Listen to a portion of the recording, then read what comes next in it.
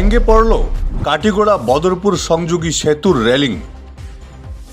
বরাক গুয়াহাটি ৬ নম্বর জাতীয় সড়কের বরাক নদীর উপরে থাকা কাটিগড়া বদরপুর সংযোগী সেতুর রেলিং ভেঙে পড়ল। ভেঙে পড়া রেলিংয়ের অংশটি প্রায় ৬ ইঞ্চি নিচে নেমে গেছে। এ নিয়ে দেখা দিয়েছে তীব্র আতঙ্ক। যে কোনো সময় বড় ধরনের দুর্ঘটনার শঙ্কা রয়েছে এই সেতুতে। গত ৬ মাস থেকে জরাজীর্ণ অবস্থায় সেতুটি।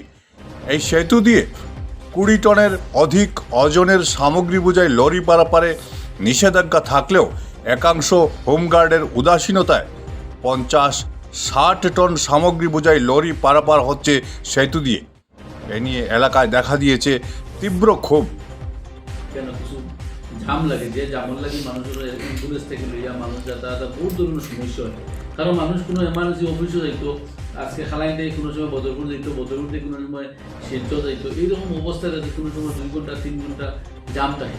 যেমন লাগে আমরা অনেক মানুষের ফোন করে, আমরা লোকালে পুলিশ প্রশাসনকে ফোনে জানাই, কিন্তু বিশেষ করে আমরা রিকোয়েস্টটাও করছিলাম যে পুলিশ প্রশাসনকে জানাইছিলাম, ডিসির অফিসে আমরা যে এই জাম যেটা গাড়িগুলোটা এমবি গেট পর্যন্ত এখানে এমবি খাটা করিয়া পরবর্তী ব্যবস্থা করে দেওয়ার লাগি। কেন সব মধ্যবাড়ি কেন রাখা হয়ে যায়, মধ্যবাড়ি কেন রাখার লাগি কেন এরিয়াটা ছোটো এরিয়া থাকার কারণে কেন জাম হয়ে যায়। সেই জামার লাগে মানুষ ৩ ঘন্টা ৪ ঘন্টা সমস্যা যায়।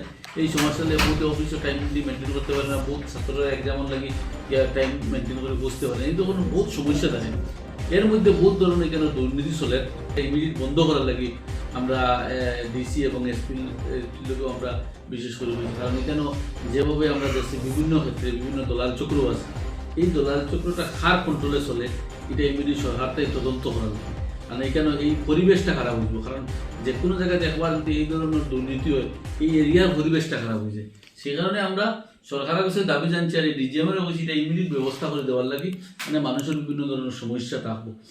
আমাদের কাটিগড়া বিধায়কর সঙ্গে আমরা যোগাযোগ করার লাগি আজকে আমরা রওনা দিছি খালাইন ব্লক কংগ্রেস কমিটি বৃন্দ।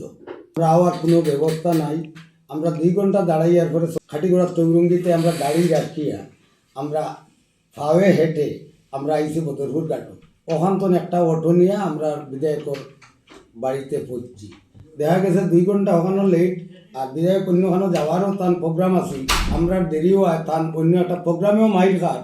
আর আমরা তো অসুবিধা ফেস করি আর প্রতিটা পাবলিকে।